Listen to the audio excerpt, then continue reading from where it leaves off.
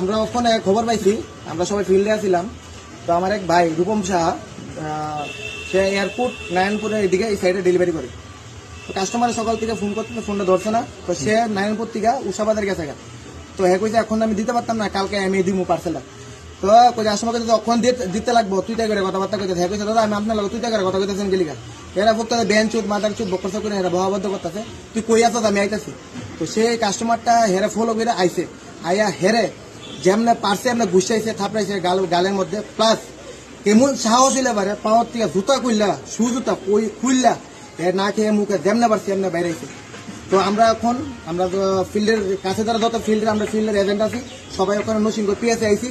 পিএসএ থেকে ওখানে আমরা হেরে নরসিংগড় হসপিটালে নিয়ে আইছি। হসপিটাল থেকে ওখানে ট্রিটমেন্ট করে দিয়ে কি কয় এখান থেকে আবার রেফার করছে জিবিতে, মাথাতে প্রচন্ড ব্যথা পাইছে। তো যাতে ওখানে জিবিতে রেফার করতেছে। তো এই ভিডিওটা সবার কাছে শেয়ার করো, যাতে ত্রিপুরাতে যত ডেলিভারি বয় আছে সবাই জানে। আর যে এই জিনিসটা করতে হ্যাঁ ইমিডিয়েটলি শাস্তি লাগবো, অ্যারেস্ট চাই, বাস এতটুকু আর কোনো কিছু চাই না।